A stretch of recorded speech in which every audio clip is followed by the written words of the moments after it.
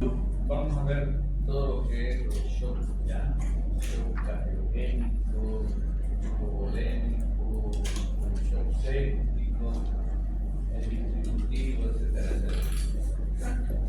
Como definición, el shock no es nada más que un estado fisiológico que se caracteriza por una significativa, digamos, dificultad o poca llegada, digamos, hacia los tejidos de los nutrientes, tanto como es, por ejemplo, la aporte celular, también el líquido o plasma, ocasionando un aporte disminuido de oxígeno a cada uno de los tejidos. Los efectos de esa inadecuada perfusión tisular son inicialmente reversibles para después hacerse irreversibles. La prolongada deprivación de oxígeno lleva a una generalizada hipoxia celular en todo el organismo y provoca, por lo tanto, daños del proceso bioquímico que incluye, por ejemplo, la disfunción de la bomba iónica a nivel de la membrana celular, por eso produce el edema intracelular, la fuga del contenido intracelular al espacio extracelular y una inadecuada regulación del pH intracelular. Eso es lo que ocurre como característica más significativa dentro del shock, cualquier tipo de shock. Entonces, al instalarse el shock, o sea, la baja perfusión tisular, el sistema cardiocirculatorio se vuelve incapaz de mantener una adecuada función y estructura celular, lo que, asociado con una deuda de oxígeno, el metabolismo anaeróbico y acidosis tisular, da como consecuencia la implementación o la instauración de un shock, ¿ya? El shock no es sinónimo de hipotensión arterial, por si acaso, ¿no? La tensión arterial normal no excluye la presencia de una hipoperfusión. Desde el punto de vista funcional, lo que sucede es una falla del sistema cardiocirculatorio para mantener una buena perfusión, una perfusión adecuada, que satisfaga la demanda de oxígeno y nutrientes de la célula. Por lo tanto, el shock significa eso. Significa una anormalidad circulatoria que conduce a una perfusión orgánica inadecuada para la generación de ATP necesario para mantener la función y la integridad de los tejidos. ¿Qué significa ATP? Adenosín-trifosfato. Es un síndrome complejo originado por varias causas, como vamos viendo. El común denominador en todos los shocks es la falla del sistema circulatorio, ya sea de una forma o de otra forma. La causa determina un aporte inadecuado de oxígeno y nutrientes a los tejidos, determina la remoción insuficiente del desecho. Bueno, el shock, la definición, puede justamente presentarse alteraciones que puedan persistir. Estas alteraciones persistentes llevan al daño celular, a un compromiso en múltiples órganos, sistemas y eventualmente hacia la muerte. ¿No? La definición de shock actualmente se orienta justamente hacia un estado de insuficiente oxigenación tisular, más que a un estado de déficit circulatorio o hipoperfusión por hipotensión. En efecto, se puede estar en shock y mantener la presión arterial en rango normal. El cuadro clínico inicial tiene un espectro variado y está determinado por las características clínicas de la enfermedad determinante. Más tarde se observan patrones comunes que finalmente determinan en una falla orgánica móvil. ¿Vas a hablar? Por lo tanto, dentro de la fisiopatología, lo que sucede es que existe una disminución del volumen sistólico, minuto, lo que ustedes quieran, determinando justamente una disminución de un aporte de hemoglobina, lo que justamente hace que a nivel de las células comience a faltar el oxígeno y los nutrientes, determinando justamente esa falla y esa falta de hipoperfunción. Fisiopatológicamente también diremos que la hipoperfunción resulta en alguna forma de un desequilibrio entre los tres componentes básicos para una adecuada circulación, ¿no? Los reguladores de la presión arterial, el volumen circulante, la bomba cardíaca y el tono vascular. ¿Qué significa? De que cuando falla el volumen circulante, como en el caso del shock hipovolémico, en el shock hipovolémico sí, ahí lo que falla es la cantidad de sangre o líquido, porque no solamente sangre, también por una diarrea aguda, por una deshidratación severa, pues puede instalar un shock hipovolémico. Entonces, el volumen es lo que falla. En la bomba cardíaca falla, por ejemplo, el shock cardiogénico. ¿Por qué se produce el shock cardiogénico? Porque el corazón es el que falla, por lo tanto no bombea la cantidad suficiente de sangre. Que es lo que corresponde al tono vascular con la hipertensión. No hay una buena llegada de sangre, digamos, hacia los tejidos porque el tono vascular se produce una vasoconstricción. La gravedad real no se observa al comienzo a nivel macroscópico de los órganos, sino a nivel celular y subcelular. Existe una alteración del metabolismo del oxígeno. Fisiopatológicamente, primero se produce una fase de vasoconstricción, luego una fase de expansión del espacio vascular. La fase justamente comienza, digamos, con la formación del tercer espacio, la fase de shock irreversible. Por lo tanto, el shock, para llegar al diagnóstico, se produce una serie de alteraciones. Aquí estamos hablando en general de todo el shock, ¿no? Porque después vamos a ir viendo shock por shock. Se produce comúnmente y frecuentemente en el paciente que tiene especialmente hipovolémico, se va a presentar taquicardia. Taquicardia porque el corazón comienza a querer compensar la falta de volumen y por lo tanto se contrae más seguido, ¿no? Se contrae más rápidamente. Existe taquipnea, o sea, aumento de la frecuencia respiratoria. Existe hipoperfusión sanguínea, por lo tanto, cualquier determinación de perfusión sanguínea nos puede hacer saber de que existe falta de volumen. Se presenta una vasoconstricción, por lo tanto, como respuesta, los vasos se contraen para tratar de hacer circular más rápidamente la sangre. Se produce piloerección justamente por la descarga o por la vasoconstricción periférica. Por lo tanto, también hay palidez, alteraciones del relleno capilar, especialmente en el dedo se puede notar, alteraciones de la conciencia, hipotensión arterial, especialmente en la forma tardía, disminuye el 30% del volumen cuando existe hipotensión arterial, cuando el volumen sanguíneo circulante disminuye un 30%. Existe el ritmo diurético, puede ser también instalado tardíamente.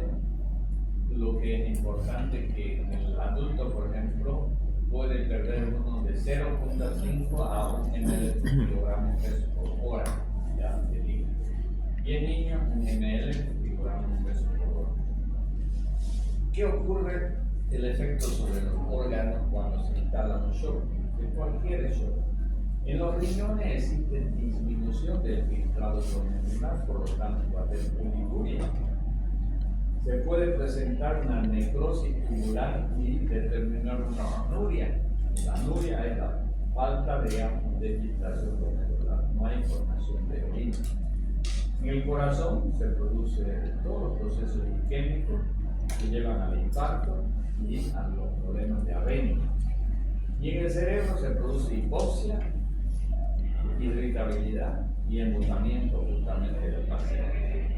En el hígado existe alteraciones en todas las funciones del hígado. ¿Por qué? Porque el hígado, ustedes saben, necesita del aporte sanguíneo bastante grande, porque el hígado, los riñones, el mismo corazón son vísceras que necesitan de mucha irrigación para funcionar. Los pulmones también. Va a producirse en los pulmones con un aumento justamente de la frecuencia respiratoria, por lo tanto, la disnea puede justamente presentar presentarse un shock. La piel se presenta fría, hay sudoración profusa y fría, la piel se encuentra pálida y puede llegar a la cianosis. Las etapas evolutivas del shock. El shock sigue varias fases, varias etapas. Una etapa que se llama compensada. Esta fase o etapa compensada se va instalando poco a poco y existe una mala distribución del volumen vascular en la circulación, por lo tanto todo el sistema orgánico trata de compensar esta falta de volumen. La descompensada se presenta como un problema de insuficiencia de los mecanismos compensadores. Y la otra etapa es terminal o irreversible, donde aparecen justamente fenómenos como la acidosis y muerte celular. Por lo tanto, el shock comienza dentro de la evolución del tiempo con una noxa inicial, o sea, con un problema inicial, para instalar primeramente el shock, instalarse después el shock, ya la falla justamente orgánica múltiple, ya. ¿Qué sucede, por ejemplo, en el riñón? En el riñón, si no le llega buena cantidad de sangre a los nutrientes, el riñón puede fracasar y puede instalarse una insuficiencia renal aguda. En el corazón lo mismo, puede pararse el corazón por una mala aporte, digamos, de oxígeno y nutrientes hacia la célula del miocardio. En el cerebro lo mismo. Si no le llega buena cantidad de sangre y oxígeno a las células neuronales, pues no pierde el conocimiento, ¿no? Por falta de buenos implantes y por lo tanto puede conllevar hacia la muerte.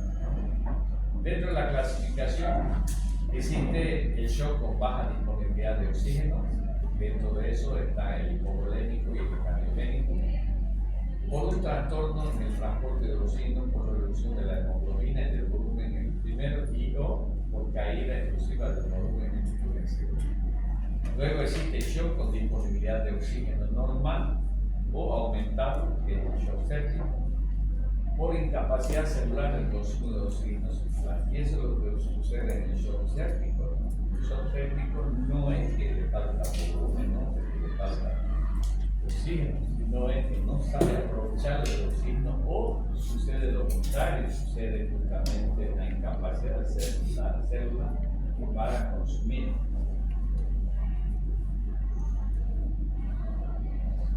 Ya. Dentro de la clasificación tenemos uno por pérdida de volumen circular. Dentro de esa pérdida de volumen circular está en forma absoluta, en forma relativa y en forma mínima. En forma absoluta es el shock hipovolémico. Y dentro del shock hipovolémico tenemos diferentes formas de presentación o causa. Una causa es la hemorrágica, el shock hipovolémico hemorrágico, donde aquí la causa principal para que no haya un buen volumen sanguíneo es la hemorragia. Luego está el shock hipovolémico con deshidratación. Aquí la causa principal para que se instale un shock hipovolémico es la deshidratación, que puede ser por diarrea, por vómito, etc. Luego está el shock hipovolémico por quemaduras, que cuando el organismo se ha quemado más del 80%, pues vamos a tener serios problemas también para recuperar a ese paciente. Y la formación del tercer espacio, ¿no? Entonces, la pérdida de volumen circular por la forma de presentación del shock se clasifica en absolutos, relativos y mixtos. Dentro de los absolutos tenemos el hipovolémico en diferentes formas. El relativo, dentro de lo que es la pérdida de volumen circular del relativo, tenemos el shock anafiláctico, el shock neurogénico y el shock por sobredosis. Y en el mixto tenemos el traumático y la pancreatitis. Eso era por la pérdida de volumen circular. La clasificación por el bajo gasto cardíaco. ¿Qué es el bajo gasto cardíaco? Cuando no hay mucho gasto. Cuando es venta de 5.000 litros, ¿Ah? venta de 5.000. es cuando, o sea, existe menos la cantidad en forma relativa. Entonces aquí sucede, por ejemplo, por fracaso de la expulsión del ventrículo izquierdo. ¿En qué situación se produce eso? En la palipopatía. No hay buena expulsión del ventrículo izquierdo. Y aquí va a haber, por ejemplo, las arritmias, la estenosis aórtica, por ejemplo, el infarto agudo del miocardio y todo lo referente que está relacionado con este proceso. Por fracaso en el llenado ventricular, por taponamiento cardíaco, por tromboembolismo pulmonar masivo, por infarto agudo del miocardio, sobre todo también por insuficiencia ventricular izquierda y por la estenosis, digamos, de los orificios valvulares. Y por último tenemos el shock séptico. Entonces, aquí hay una tablita que es importante que conozcamos, y eso se llama el ABC del shock. Y el ABC del shock está, digamos, correspondiente, digamos, a la clasificación. El cardiogénico, el distributivo, el hipovolémico y el obstructivo. Dentro del cardiogénico está el infarto agudo del miocardio como principal causa. En el distributivo tenemos el shock séptico, o la sepsis, la causa principal para presentar un shock distributivo. En el shock hipovolémico, el politraumatismo, o sea, justamente el politraumatismo provoca justamente un shock hipovolémico. Y en el obstructivo tenemos el tromboembolismo pulmonar, que de acuerdo a cada uno de los tipos de shock tenemos el tratamiento definitivo. En mi caso del shock cardiogénico, que se produce por un infarto agudo del miocardio, la angioplastia es el tratamiento definitivo que debe tener ese paciente. En el caso de la sepsis, por ejemplo, la antibioticoterapia y en otros casos también la cirugía. En el caso de politraumatismo podemos tener la reposición de fluido o también la cirugía. Y en el tromboembolismo pulmonar, justamente lo que damos en tratamiento efectivo es administración de trombolítico. Esto es lo que tienen que saber diferenciar. En la clínica es importante saberlo. ¿Ya? En la clasificación de cada uno de los shocks se tienen diferentes formas como se presentan las manifestaciones clínicas, tanto signos como síntomas. En el hipovolémico la presión arterial está disminuida. ¿Ya? La frecuencia cardíaca aumentada, o sea, taquicardia. En las tubulares no existe ni shock hipovolémico ni irritación tubular, por lo tanto no hay irritación tubular. En el pulmón no se encuentra y no se escucha ningún estertor. La piel es fría. En cambio, en el distributivo, la presión, si bien la presión está igual baja, la frecuencia cardíaca elevada, no existe irritación tubular, no existe producción de estertores. Y la piel, pero en relación al hipovolémico, está caliente. ¿Ya? En el shock cardiogénico, la presión arterial también está disminuida, la frecuencia cardíaca aumentada. Sí existe irritación. Entonces, el shock cardiogénico es el único que nos da irritación tubular. ¿Qué significa la irritación tubular? Que la sangre se vuelve y por lo tanto van a notar en el paciente justamente algo que refluye, la tierra, la arteria, justamente eso, irritación del paciente. Acá ya en el cardiogénico existe la formación de estertores pulmonares. La piel igualmente se encuentra fría. En el obstructivo la presión está baja, la frecuencia cardíaca aumentada. Sí hay irritación también en el obstructivo. No presentan formación de estertores pulmonares, por lo tanto no existen radios pulmonares. La piel igualmente es fría. Bien, vamos a empezar ahora con el shock hipovolémico. Dentro del shock hipovolémico tenemos el hemorrágico el caso del hemorrágico, se puede producir un shock hipovolémico por un politraumatismo o trauma de tórax, abdomen. En el shock hipovolémico hemorrágico también puede presentarse por un sangrado digestivo alto y digestivo bajo. ¿Qué enfermedades conocen como sangrado por un problema digestivo alto? Dengue hemorrágico. Sería hemorroide. Igual las bajas serían hemorroides, pero también puede ser el colon sobre todo, ¿no? Porque hay patologías, cáncer de colon que produce sangrado, ¿no? Puede producir sangrado. En el caso de un sangrado digestivo alto, puede ser también por varices esofágicas. En muchos casos produce un cuadro hemorrágico severo. El shock hipovolémico hemorrágico también se puede presentar por una ruptura de la aorta, por ruptura de un aneurisma ventricular, por la presencia de pancreatitis hemorrágica y por fractura, ¿no? A eso se refiere un shock hipovolémico hemorrágico. El shock hipovolémico por pérdida de fluidos se puede llegar a presentar por una diarrea bastante y abundante, por vómitos incoercibles, por golpe de calor, la insolación, como puede hacer.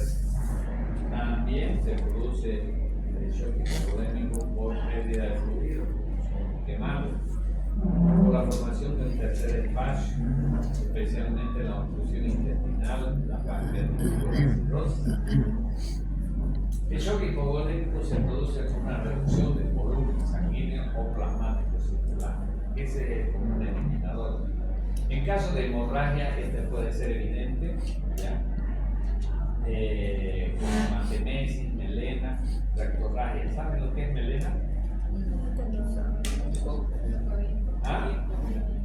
Melena no es la del cabello. Por si acaso, ¿ya? ¿Por qué no preguntan? El vecino no le decía que no le iban a sacar. Melena es la S de carne sana. ¿Ya? Puede darse caso, ¿no? Y la hematumesis es el vómito de sangre. La rectorragia es cuando el paciente tiene hemorragia por el recto, que no necesariamente tiene que venir con el recale, porque una hemorragia se produce rectorragia en muchos problemas, sobre todo traumáticos. Ya, un politraumatismo. O no ser, dice, aparente, como el hemotórax, el hemoperitoneo, etc. Otras causas frecuentes de hipovolemia son, por ejemplo, los vómitos, la diarrea y los drenajes o de la formación de tercer espacio. Dentro de la clínica del shock hipovolémico, si sabemos que el shock que se presenta es por una pérdida de volumen, una pérdida sanguínea del 15%, dice, del volumen total. ¿Cuánto sería el 15%? De 4 litros, 5 litros, digamos. ¿Ya? ¿Cuánto sería? 100% es, ¿ya? El 10% es 500 ml, ¿verdad? Sí. O sea, 500 ml, medio litro, 10%. Y 5.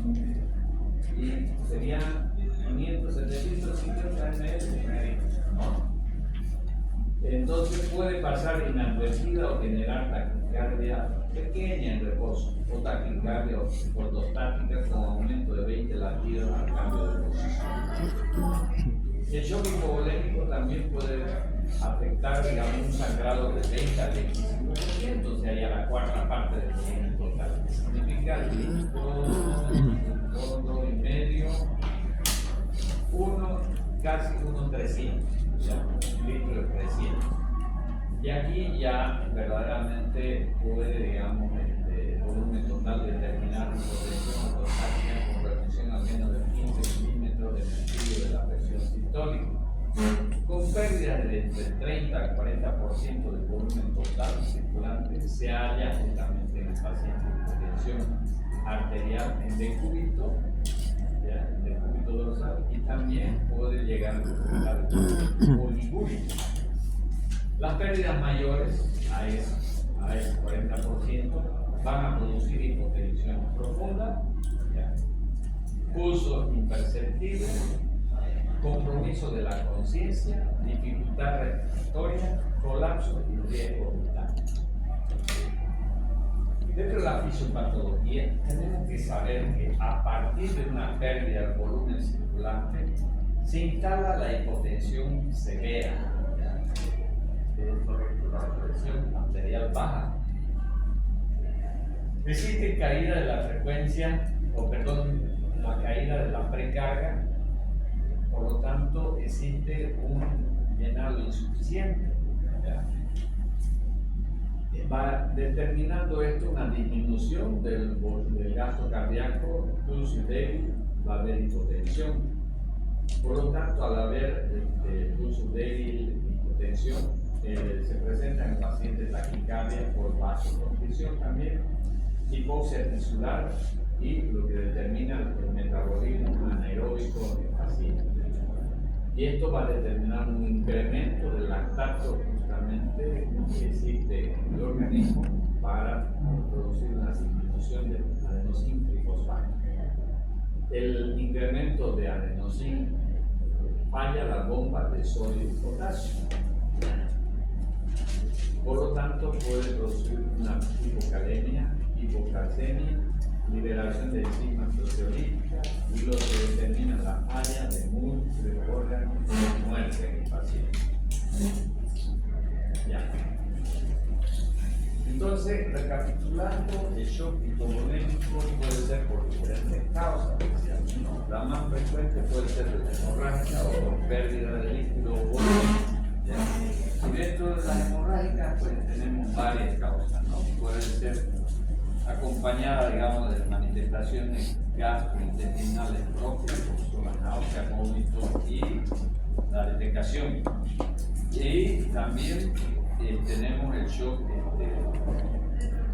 distributivo, donde se pierde bastante líquido por una deshidratación, ya sea por vómito o diarrea. Y entrando al shock cardiogénico, tenemos un efecto causa miocárdica y una causa mecánica. En el caso de las causas miocárdicas, tenemos en primer lugar los problemas isquémicos. Estos problemas isquémicos pueden causar desde un infarto del ventrículo izquierdo como también del ventrículo derecho, ¿ya? Lo que va a determinar justamente que estos problemas de infarto lleguen en el paciente a la instalación de una cardiopatía dilatada, o sea, va a haber una cardiomegalia en el paciente, atontamiento miocárdico por la isquemia, ¿ya? Después puede haber una depresión y contusión miocárdica por intraumatismo. En cambio, la causa mecánica puede instalarse una isquemia, infarto, ruptura del músculo papilar o cuerda tendinosa por problemas mecánicos, la ruptura del tabique interventricular o de la pared libre o la presencia de un aneurisma del ventrículo izquierdo. También otra causa es la insuficiencia aórtica. Esta no le da medio. Hay una causa mecánica, ¿no? Entonces, en la causa mecánica decíamos la isquemia, la ruptura del músculo papilar o cuerda tendinosa, la ruptura del tabique interventricular, la insuficiencia aórtica aguda por disección o la estenosis aórtica externa. El shock cardiogénico desde el punto de vista clínico es ocasionado por un brusco deterioro de la función cardíaca y se caracteriza por una marcada reducción del gasto cardíaco, por acidosis metabólica y por una presión de llenado del ventrículo izquierdo menor a 18 milímetros de mercurio. La causa más frecuente es el infarto agudo de miocardio, severo con pérdida de la masa mayor al 40%. Fisiopatológicamente, el síndrome del shock cardiogénico se produce una obstrucción de la arteria, de una de las arterias coronarias, existe una necrosis extensa, se produce justamente una falla del llenado cardiopulmonar, se instala la arritmia por un lado, ¿ya? Y por otro lado existe una disminución del débito cardíaco, lo que nos lleva al shock y a la muerte. La consecuencia del shock cardiogénico es que se puede presentar una hipotensión que nos lleva a un flujo coronario bajo. Esto nos determina un aumento de la área isquémica, se agrava la disfunción ventricular y determina justamente como repercusión una mala perfusión tisular y congestión pulmonar, determinando y instalándose una acidosis metabólica, la hipoxemia y la alteración hidroelectrólica. Los hechos clínicos del shock cardiogénico es que se produce un deterioro de la función cardíaca con liberación de catecolaminas. Esta liberación de catecolaminas produce justamente una disminución de la fuerza contráctil, aumento de la frecuencia cardíaca, el consumo de oxígeno se incrementa y lo que produce una insuficiencia del riesgo coronario. Ya, ahí vamos a quedar. El shock técnico es más complicadito, ya es necesario, digamos, tomarle más atención. ¿Ya?